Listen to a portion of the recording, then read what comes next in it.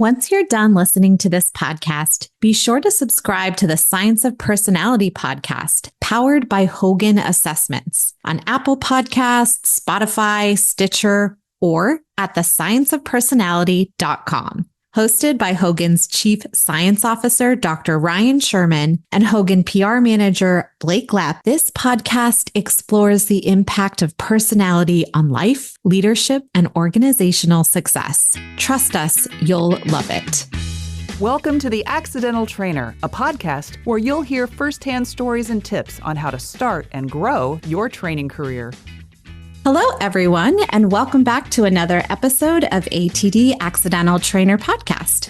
I'm your host, Alexandria Clapp, and today we have with us Jessica Chen. Jessica is the author of the recently published communications book, Smart Not Loud: How to Get Noticed at Work for All the Right Reasons, and she's taught over 2 million people how to improve their communication skills. Hi, Jessica. Hi, very nice to be here. Welcome, welcome. I'm so excited to chat with you about your book. And I feel like this is very meta. Like I'm going to be thinking about my communication now during this conversation. But first, we're going to talk about you and your origin story. How did you land in your current role? And was there anything accidental along the way? Well, first of all, thank you so much for the very warm introduction. I am an author. I have taught over 2 million people how to improve their communication skills. But prior to all of this, I was a former Emmy Award-winning TV journalist. So in many ways, I accidentally stumbled into this role. I shouldn't say stumbled, maybe rolled into this role, because you still need some energy to do that, right? And it was very intentional, to be honest with you. I was a journalist for ABC, NBC, all across the country for almost 10 years. And when I was a journalist, loved the job, but I found myself struggling incredibly with communicating my ideas. Now, we'll get into more of the why, but from a high level, one of the reasons why is because I consider myself naturally more on the introverted side. And I remember, and if you all can imagine this, when you work in an industry like journalism, it's a very extroverted, dominant personality, aggressive type, people who really fight for what they want. And I remember when I first started working, I would see myself sitting in these meetings, and it would just pretty much be dominated by 2 to 3 louder voices. And I almost would be like, gosh, how did they do it so well? And initially, I thought it really was a difference between being an introvert and an extrovert, right? And of course, we know the value of introverts and how there's so much power in that. But the more I thought about it, the more I realized some of the reasons why I struggled with, for example, pitching my ideas in a meeting, advocating for myself, being even able to speak up in a meeting, right? I realized a lot of it actually went beyond just being an introvert or extrovert. And it went back really deep in terms of how I was raised. So we can certainly talk about that. In my book, Smart Not Loud, I talk about being raised in what I call a quiet culture. And in a quiet culture, my parents taught me principles like, Jessica, it's all about just working hard, studying hard, keeping your head down, and not making waves. You don't want to put the spotlight on yourself. You want to be more humble. You want to be more modest. And, for some 18 years before you go off for university, that's kind of like the behaviors and the principles that you start to embody. But then fast forward to the working world, you see in many ways, it's more of that loud culture behavior. Things like exactly what I said, your ability to speak, your ability to connect, your ability to socialize, like all these skills, it almost felt like in contrast. So long story short, I felt this huge friction as a journalist. And I always joke, even though there was a lot of friction, becoming a journalist was the best way to learn communication skills. And so after about 10 years and after winning an Emmy Award, I was like, gosh, I got to go out. I got to teach folks how to build that confidence to speak up and put themselves out there, especially if it's not something you're naturally comfortable with. Well, I'm grateful that that path led you to this conversation now. I do just want to dig right into your book and talk about this idea of quiet culture versus loud culture. I have to say, your book has what I always love. It has a skimmable quality, so you can jump to a section if you need help ASAP crisis moment. It has lots of graphics and images and nice ways to package up big picture ideas at the end. So I know our listeners who will become readers will definitely appreciate that. And I actually saved a screenshot for myself because I liked seeing it next to each other. You describe these cultural dualities at work. I'm wondering if you can sort of help walk us through those 4 points and what that means in a quiet culture versus loud culture, because I had that exact thought as I was reading it at first of, isn't this just an introverted versus an extroverted person? But I pulled out a quote from you in your book that I was like, oh, she's already answered this for me. Because the context matters, right? So you said where we fall on the cultural scale will depend on environment, who is there, and how comfortable we feel. And that was my immediate discomfort as I was reading this, was like, wait, this feels too black and white. And I just want to set up for anyone who also is thinking that you right away say it's not always going to be this one thing or the other. But I will pass it over to you to help us understand and unpack it more. Exactly. And I will certainly differentiate between quiet culture and loud culture. And I love how you set the stage here, where it really is a scale.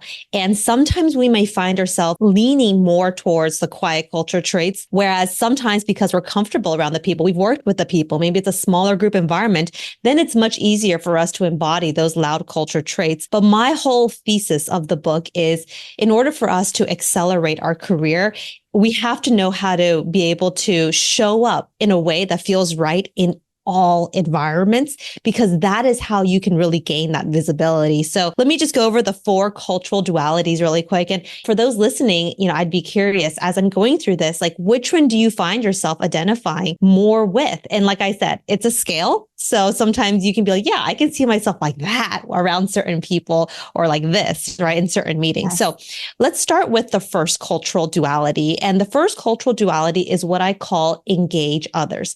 And that essentially means your communication skills.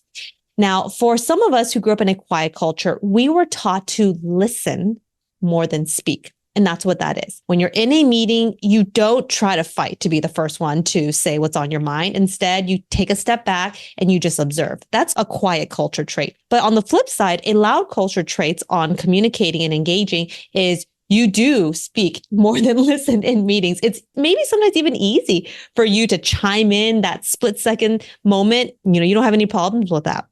The second one is what I call spend time. And that is essentially how you think about the work you have to do. Now, spend time for a quiet culture person is that mentality of, let me just do the work, do it well, and make sure I hit my deadlines. But for the most part, just, keep it to myself. In some circumstances, that's like the dream employee, right? Like, oh, this person's so reliable, doesn't make waves.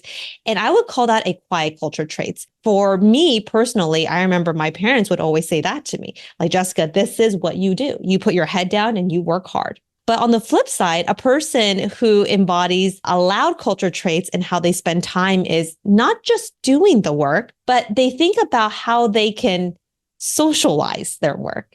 And what I mean by that is how they can take the work that they're doing and talk about it and connect with other people. And maybe in that sense, unlock more opportunities for themselves. So you can kind of see it's 2 different mentalities, right? The third one is what I call handling wins. So basically you doing amazing work, and how do you handle that? For us quiet culture people, and I say us because I identify more with a quiet culture, we were taught to not highlight our work. We were actually taught instead to be more humble, to be more modest, because there's that saying, like, you don't want to be seeking the spotlight. And let's be real, like, people who are boasting, most of us don't like that. And we can kind of sniff that out. And I think for us quiet culture people, we take that seriously. So even though we're doing good work, we're like, okay, well, I'm glad I did it and I did it well, but let me just move on. But a loud culture person will take that win and talk about it, talk about how amazing it was, talk about the impact it made, and they're proud of it. And you can sense that excitement, right? There's no right or wrong here. Now, the final one is, how do you manage conflict? For a quiet culture person, typically you avoid conflict. You hate having tricky conversations. Giving feedback feels so awkward. And if something goes wrong, you're like, oh my gosh, like, let me try to figure out how to troubleshoot it myself, right? And most of this comes from the desire to create a harmonious environment. But on the flip side, the loud culture people, they don't shy away from conflict. They kind of see it as, okay, it's part of the process. They don't take things personally. They're just like, okay, let's just figure this out. Again, two different mentalities.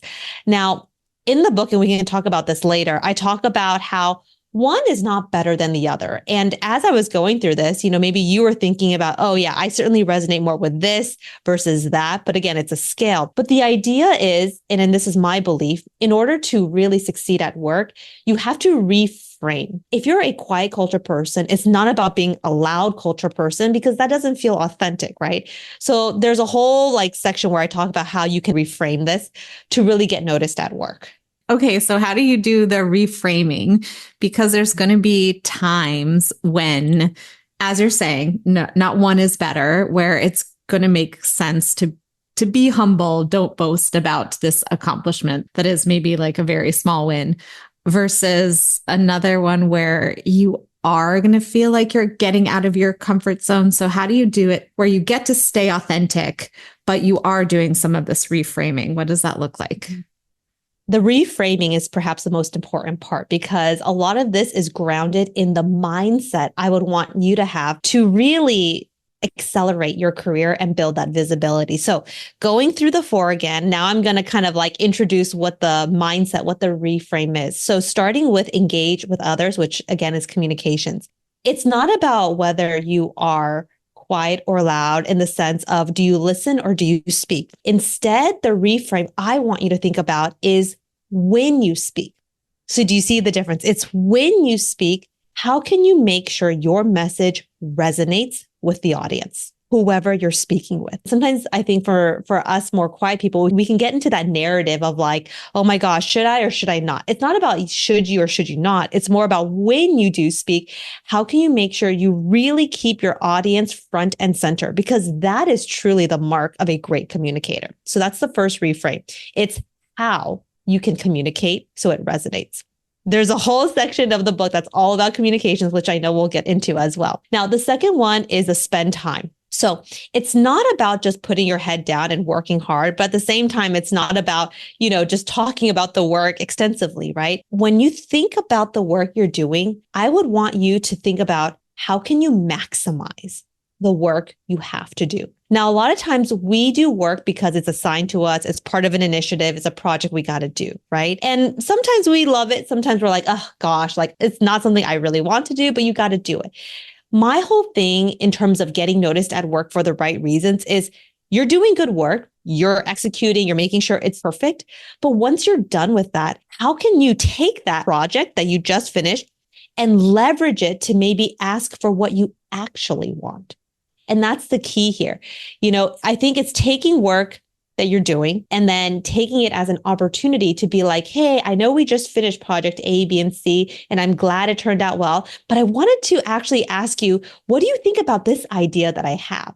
And because you have already done so well with your previous project, in many ways, you have filled up your credibility jar. That's what I call it. You filled up your credibility jar. So now your manager is more open-minded to other work ideas that you have. So again, it's about maximizing the work. The third one is handling wins. Now, I think for some of us, talking about ourselves feels very uncomfortable. It's very unnatural. But the one thing that I would say about mindset is I have found if you're excited about something and you talk about it, other people will generally be excited for you as well. But it's all about how you can talk about how your work, how your impact benefited them. So there's a communications element to this because it's not about look at me.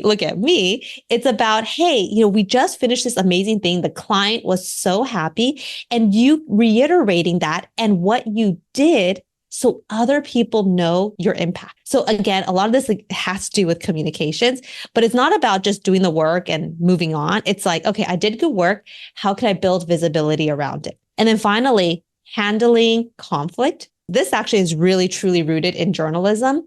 We know that people tend to appreciate you much more when things go bad, when you are transparent and you communicate the process as it's happening. One of the worst things you can do to shatter your credibility is to hide, or when you loop in people when it's too late, right? So I want you to get into the mindset of, if things do go wrong, it's not about, oh my gosh, it's about, wait a second, what happened here? Who needs to know? How can I communicate?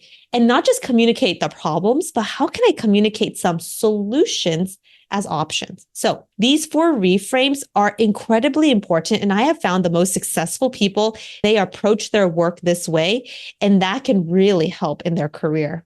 I started to think about this story that you shared, a personal story in your book. And then I was like, maybe I should wait to ask for when in part 2 of your book, you talk about quiet capital, building capital. I don't want to shortchange the version of this story where you basically don't get a story that you were really hoping to do. Someone else has chosen over you, even though you communicated that you wanted it at first. Part of me was like, would you walk through these reframes to what you would do differently? Or would it be using the quiet capital framework? Because you mentioned talking about wins and you're connecting it to build credibility, which is in the next section.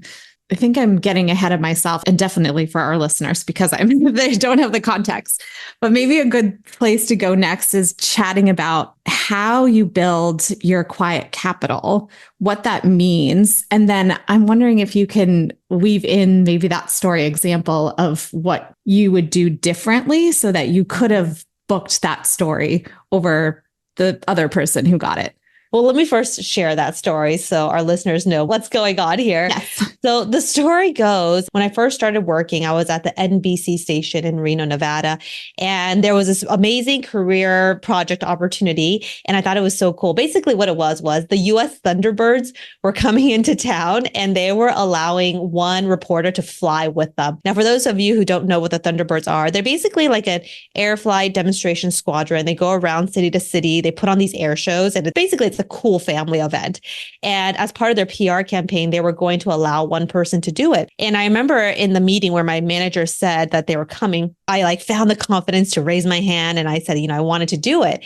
And then so he looks at me and he goes, absolutely, we'll get you a media pass and you'll get to do it. So for 2 whole weeks, I basically was like, oh my goodness, I get to fly with them. How cool is that? Now, the day before the air show happens, we are once again sitting in our editorial meeting.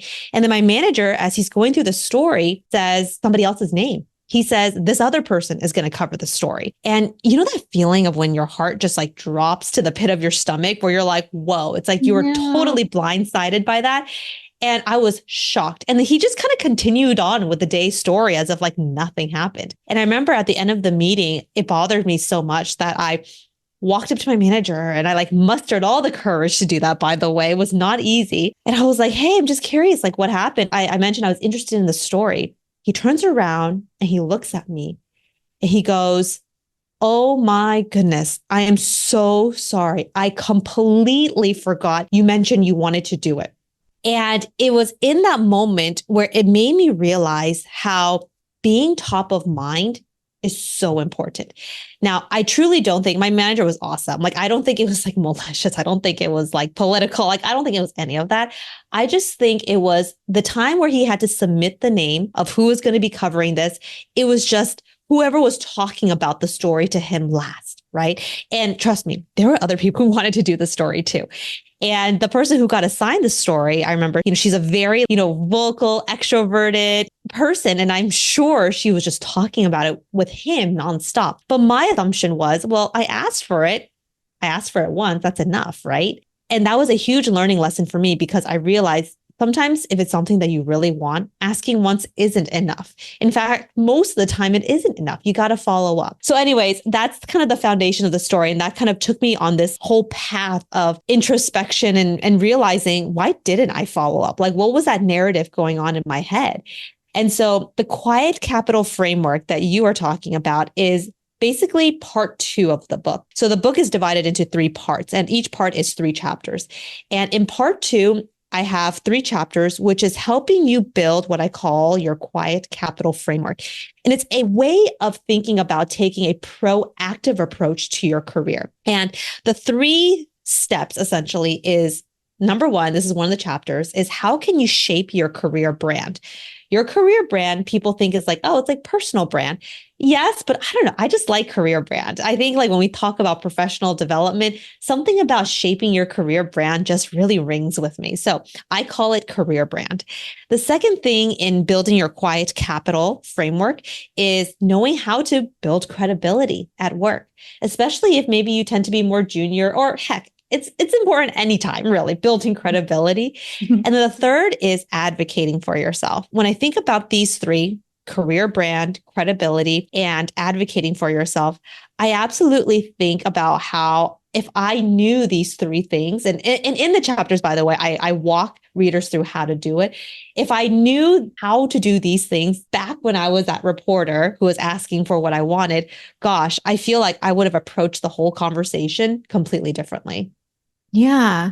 So you've given us a little flavor of a quiet capital framework. I do just love that story because I'm sure so many people have sort of similar moments where you're just taken aback by something and you're like, oh, hindsight 2020, what could I have done differently? And it flows really nicely with some of these pieces of being able to build your credibility in your organization. And what does that look like? Or how can you advocate for yourself? And again, I want to go back to term you used and doing it authentically, because this is taking me to another conversation I had with another one of our guests that will be in this quarter, where it almost comes off inauthentic if you're trying to pick up, let's say, I'm trying to go out of my comfort zone. And so I think I need to take on these like extroverted qualities that can come off opposite a way that you want it to. And ultimately, like you're losing credibility because you're actually doing something that maybe isn't what you normally would do. So I'm wondering, like, you have like a framework for even how you talk, the tact framework, for example. There's a way to communicate that is still, you're going to have credibility, you're still going to be yourself. The tact framework is a way of articulating your communications, especially if things go wrong, right? And I think like it's easy to communicate when it's easy, when you're comfortable, but it's like, how do you communicate when situations are a bit tricky? So the tact framework, number one is a T. So TACT, that's an acronym, really. And so I'm going to go through the acronym. T is really your ability to, number one, turn your thinking around, because it all starts with mindset. Now, when things go wrong, let's say you pitch an idea, you have a great, training that you're thinking of, and you pitch it to your manager, and your manager's like, no. And you're like, oh gosh, but I feel so strongly about this, right? So the number one thing is turn your thinking around, which is the first T.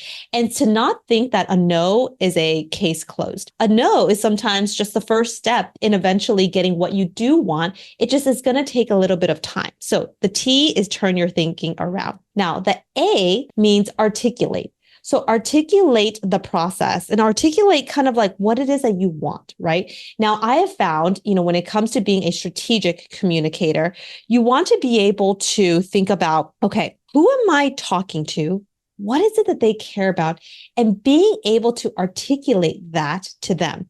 Because sometimes when we get really excited about something, we kind of see it from just our point of view and the value it can bring because we're excited about it, right? And I remember thinking about how, gosh, a lot of times just even articulating our thoughts can be so much more powerful if we talk about and give context. So what I mean by that is it's not just about saying all the potential benefits of your idea, but it's also linking it to what are the pain points you're solving for? What are the current deficiencies that you're trying to fill? I almost want you to visualize it as like a parallel. Articulating the process means being able to identify for every gain, what was that initial pain point? For every resolution that you're trying to solve, what was that initial gap? If you can think about it in this way, linking it as parallels, I think articulating and getting your point across is so much more powerful. Now, the C is really the communications part. And I want to focus on this part. It's thinking about the words you say when you're communicating. So the words you can say, especially, and this is like the language now, if you're excited about something, don't be afraid of communicating and using emotional language. Like, I'm really excited about this. I strongly believe. And even communicating can come in like numericals. And this is now where we're talking more about like structure. You can say clearly the first reason why I think this is so important, the second reason why I see the benefit of this, the third reason. So even sometimes structuring your communications and using certain words like that can be so important.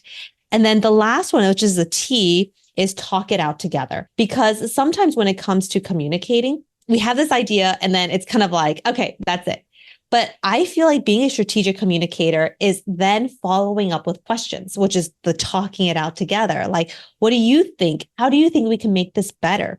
So it's not just now your idea, it's a very collaborative way of engaging. And I feel like this TACT model is a very strategic way of approaching conversations, good conversations, but also tricky conversations where you might not be getting the response you want, but it's not about just ending it there. It's thinking about how you can approach it more tactfully in the future.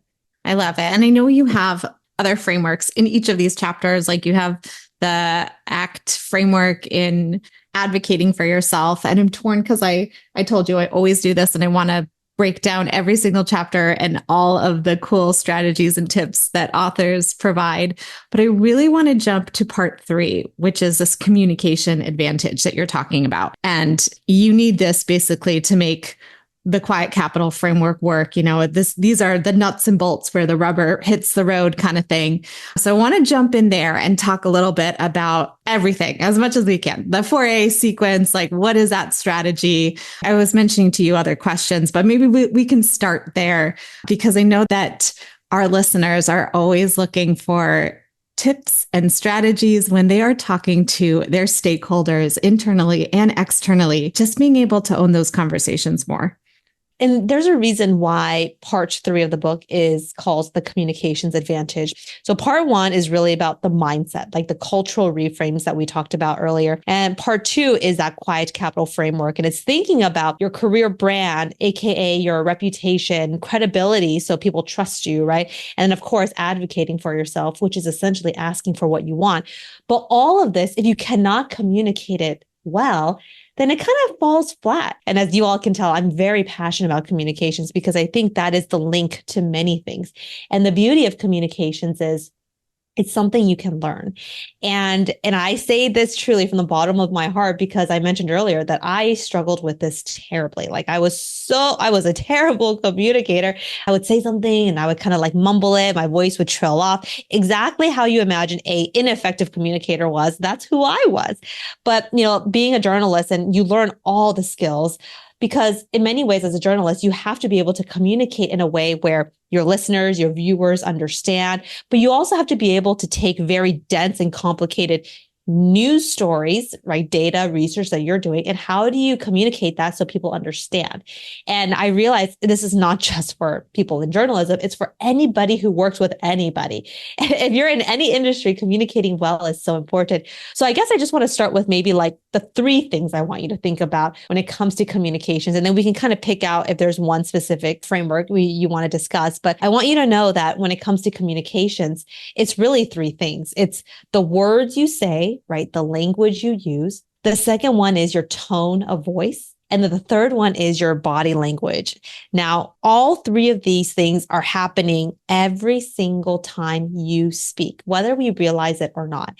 And I think a lot of times, many of us get so hyper-focused on, is this the right message? Is this the right word? Did I use too many filler words? Did I stumble? Right.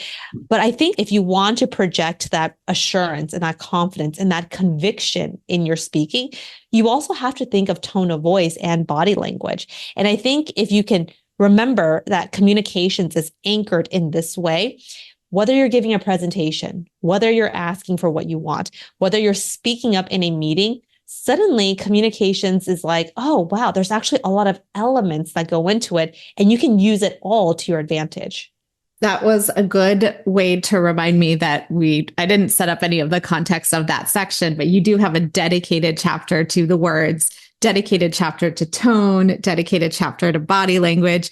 I told you at first, without looking at the book, I was like, oh, we should focus on just tone, because that alone is something that is so important that facilitators could benefit from, but anyone could benefit from. But I do want to bounce around a little bit. I think it's in the words chapter. You have the 4A sequence. Another question I had was, what tips do you have for persuading others? And again, I want to remind us, one of the things I hear ATD community ask for all the time is advice for having conversations with their stakeholders. Mm-hmm. And one challenge can be when you have a senior leader who comes to you with a idea, request, order, perhaps for some type of training that is not going to have the best impact. And you have to not only muster up the courage, but have the strategic communication ability to sort of persuade them why maybe that's not the best idea. And maybe this other idea is going to be better. And I know that our listeners are always looking for new ways to navigate those conversations that can be intimidating, especially if you're identifying on the quiet culture side of the scale. Yeah. And it's always so hard because it's like, if they're more senior, it's a lot of times you feel like you have to like acquiesce and be like, okay. But I think, what's really important is managers, leaders, when they come to us for help, it's not that they want us to be the yes person. I actually feel like many times we actually gain respect at work by offering a different opinion, by offering value in a different way. And I will say, offering value doesn't only come in the form of a new idea. Offering value can come in you seeking clarity about what their objective is. Offering value can be you letting them know about maybe some assumptions that are being made, right? Or it can be you connecting the dots that they haven't figured out yet. So I don't want you to feel that if your manager comes to you and you're not necessarily like, I don't think that's the best approach. It's not about you just being like, okay, fine, sure, right? It's about how can I also offer value in other ways? Now, the 4A sequence, which you've kind of teased a few times, I'll share what that is. So this was written from the perspective of somebody who wants to speak up in a meeting, someone who wants to share their idea, but is struggling to do it. Maybe they do it, but they feel like they keep getting talked over. And in many ways, we can also take this framework and then also talk about how it can help us be more persuasive too. But let me first walk through the 4A. So it really is 4A's. The first one is active listening. And this one's very straightforward. It's like, when you're in a meeting, you're in the meeting for a reason. The opposite of active listening is passive listening, where you're in the meeting, but you are not going in with this mindset of saying what's on your mind. It's like watching Netflix, which is passive listening, right?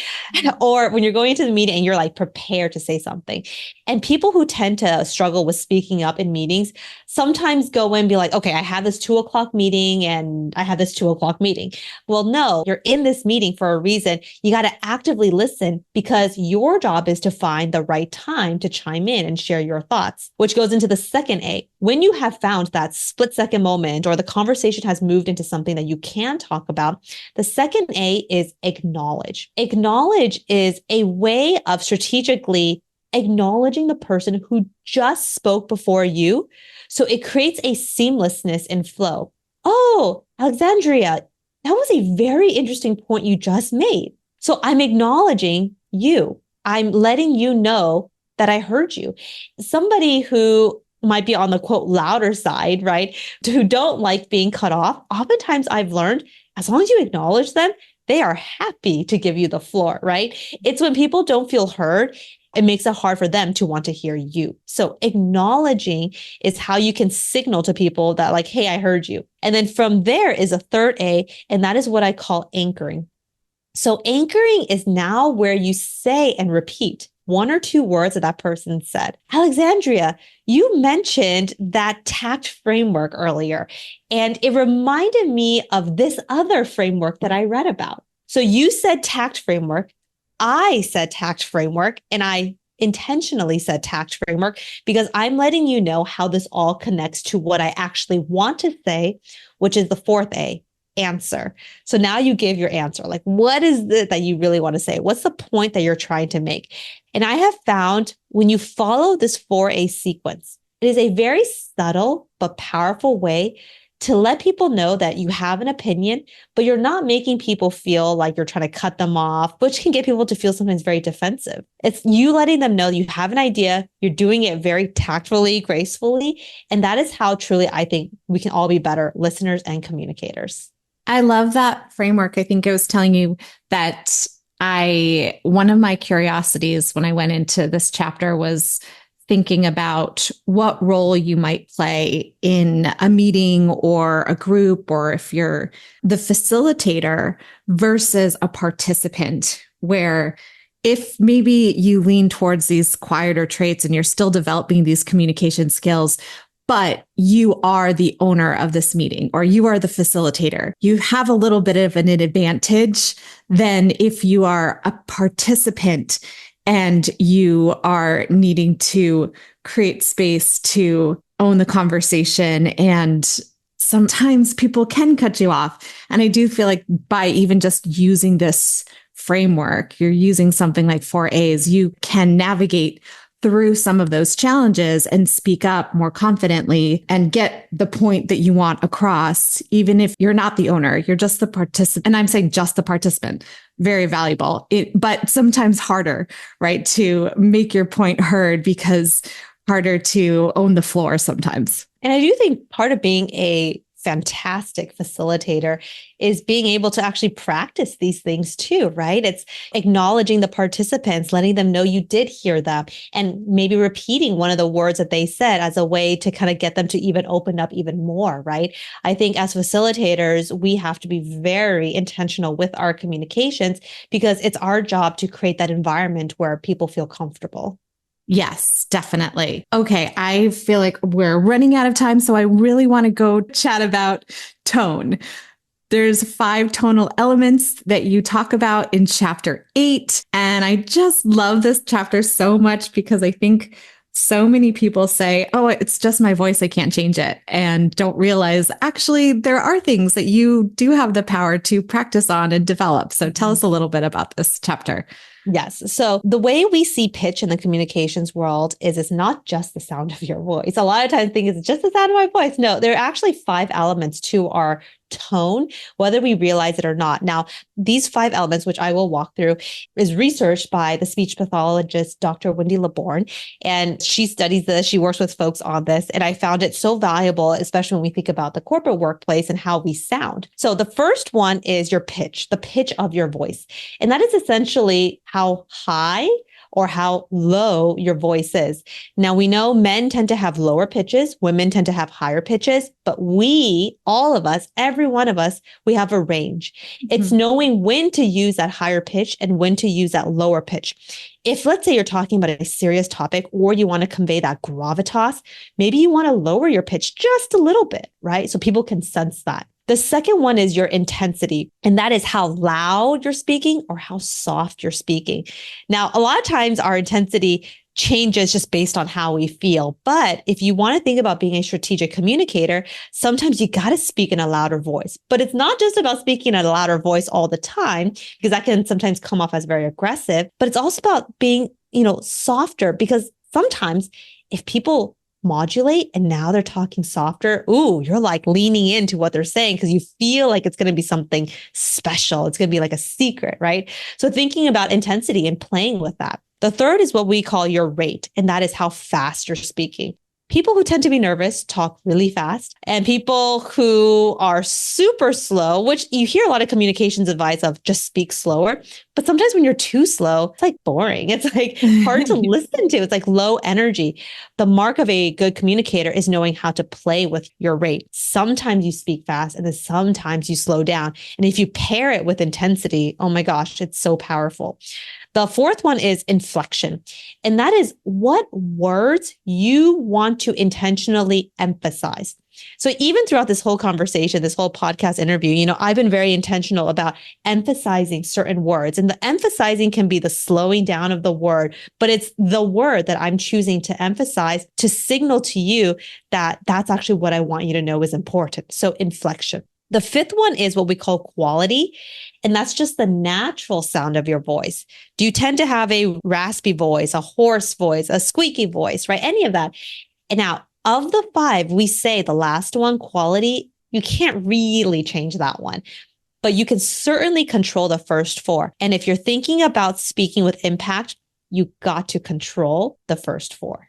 Well, I know we're starting to run out of time, so I want to switch back to you and ask you if you have any current learning goals that you can share with our community. Oh my gosh, my current learning goal.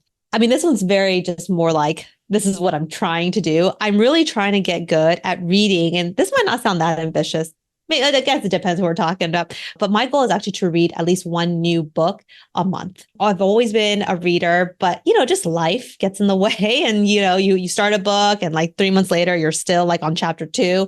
I'm really trying to be intentional with reading more because I have found I'm always in my happy place when I can kind of just sit in a little corner and just like read. Oftentimes it has to be at night once the kids are asleep. But that's my learning goal. Finding a book I can read, finishing it at least once, one book a month, but kind of diversifying the topic. Sometimes reading fiction, sometimes reading nonfiction. And if it's nonfiction, kind of finding the different genres. And then where can folks find you or keep up with you and your activity? So I'm most active on LinkedIn. That is my platform. And it's great because I love the people who are active on LinkedIn. People there are very like career business minded. So if we're not connected, please connect with me on LinkedIn, just Jessica Chen page. Otherwise, my book, you can find it on Amazon, Barnes and Nobles, anywhere you get your book, Smart Not Loud, How to Get Noticed at Work for All the Right Reasons, or our company website, which gives you all the information about our communications work. And our company is called Soulcast Media. So the website is soulcastmedia.com. And there's info about me, the work that we do, and all the trainings that we facilitate. Awesome. Well, Jessica, thank you so much for giving us a sneak peek of your book, sharing a bunch of your strategies, and modeling what great communication can look like. Well, thank you so much for having me. Thank you to our sponsor, Hogan Assessments. Thanks for listening to this podcast from the Association for Talent Development. Be sure to check the show notes for resources mentioned in today's episode. And if you found the show useful or insightful, please be sure to like, subscribe, and share it with a colleague.